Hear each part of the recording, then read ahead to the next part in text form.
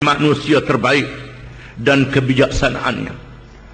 Hal ini dihuraikan lagi oleh sabda Rasulullah sallallahu alaihi wasallam, "Al-hikmatu dhallatul mu'min, fa an wajadaha fa huwa ahqqu biha." Kebijaksanaan itu laksana barang tercecer, barang yang berharga yang jatuh tercecer, kepunyaan seseorang yang beriman, di mana sahaja dia menemuinya, maka dialah yang berhak memungutnya.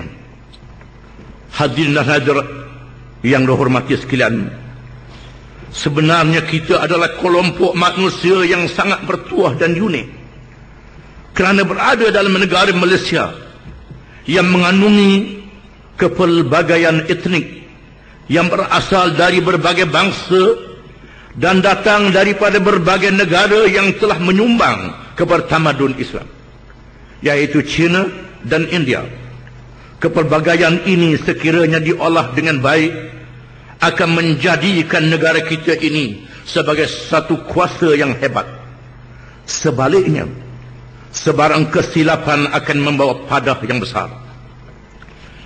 Maka Islam yang membentuk generasi Al-Quran dan As-Sunnah telah berjaya membangun manusia dengan iman, amal soleh dan akhlak yang luhur, berpaksikan ilmu Islam dari mukjizat Al-Quran dan kebijaksanaan Rasulullah sallallahu alaihi wasallam, dan dalam masa yang sama mengambil tamadun bernilai daripada seluruh bangsa di dunia: China, India, Rom, Parsi, Mesir, Yaman dan lain-lainnya, dari timur dan barat, sehingga lahirnya tamadun Islam.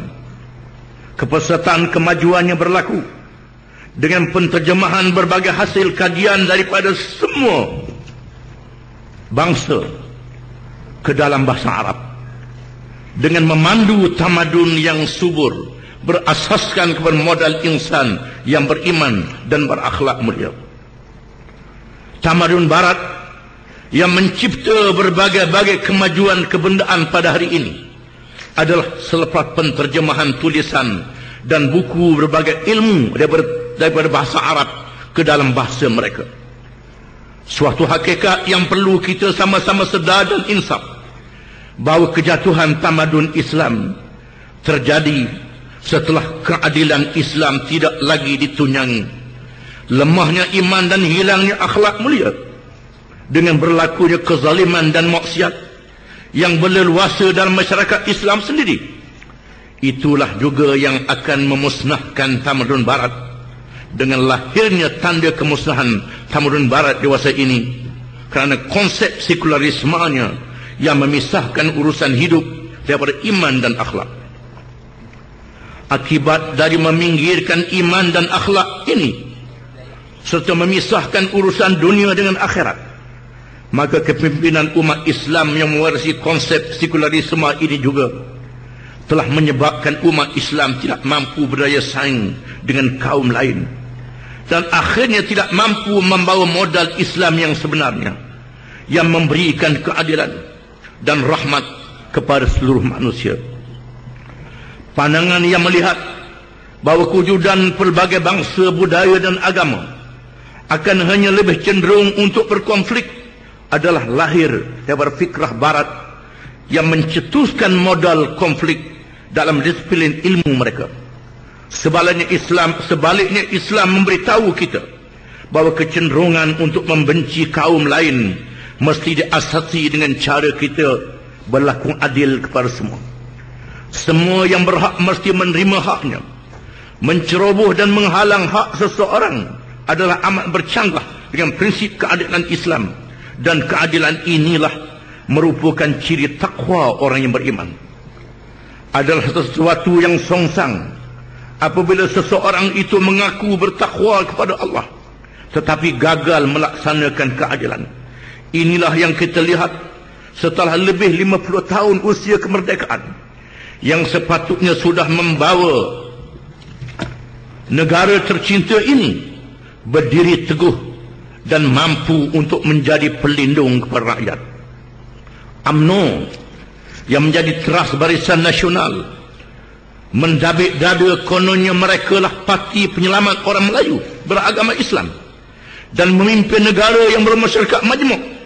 Hakikatnya ternyata mereka telah gagal dan mengundang padah malapetaka kepada orang Melayu yang telah beragama Islam dan membawa wajah yang salah terhadap masyarakat majmuk yang menjadi realiti negara Malaysia. Hasilnya, imej Islam yang begitu murni telah tercalar akibat dari kegagalan dan ketidakadilan yang dibawa oleh UMNO dalam negara kita ini. Inilah malapetaka dahsyat yang diasaskan oleh kepimpinan negara kita selama lebih dari 50 tahun, diberikan amanah menjaga pemerintahan oleh rakyat. Hasilnya kita melihat orang Melayu dan Islam semakin lemah pemahaman politik mereka, semakin lemah pemahaman politik mereka setelah pemikiran mereka diasak dengan pemahaman perkauman yang sempit selama puluhan tahun. Dalam aspek ekonomi pula, pemilikan ekonomi yang sebenar dan seimbang tidak berlaku kerana harta negara menjadi modal pusingan di kalangan sesama pemimpin mereka sahaja. Rakyat terus menerus dihimpit oleh pelbagai skandal yang melangsaikan harta negara. Kawasan blok minyak negara yang bernilai ratusan bilion ringgit pula diserah milik kepada orang lain sebagai bahan pertukaran.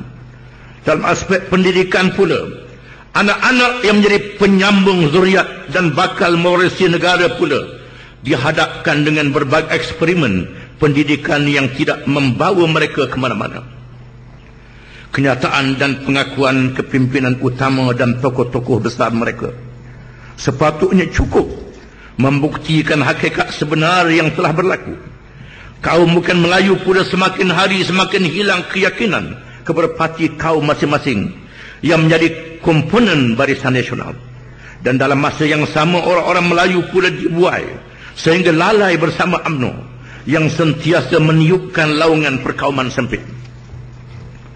Akhirnya umat Islam terus ketinggalan dan berlakunya hakisan kesedaran dan kuasa adalah hasil dari kesilapan kepimpinan negara kita yang tidak memperkasakan kepimpinan umat Islam dengan hanya melahirkan pemimpin-pemimpin yang tidak bermoral dengan politik wang tanpa kewibawaan.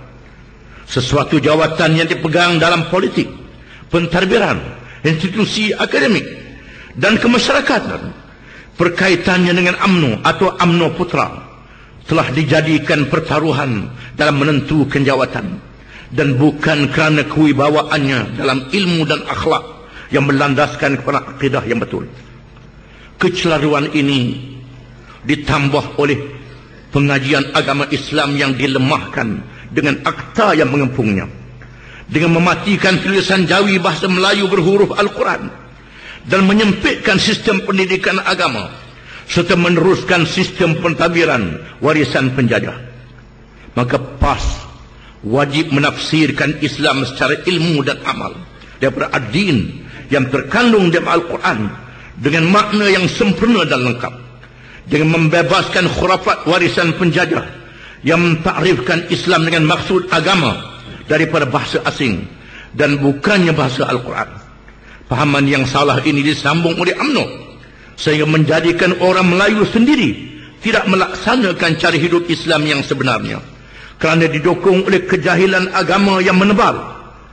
PAS wajib berjuang mengembalikan martabat umat Islam ke atas landasan yang sebenar dalam segala bidang dan lapangan, dan seterusnya memulihkan imej Islam yang telah dirosakkan dan dilemahkan oleh UMNO walaupun terpaksa berdepan dengan berbagai rintangan. Keadaan ini mewajibkan kita berusaha sedaya upaya supaya orang-orang Melayu yang menjadinya Islam ini dibebaskan dari kepompong yang rasa itu.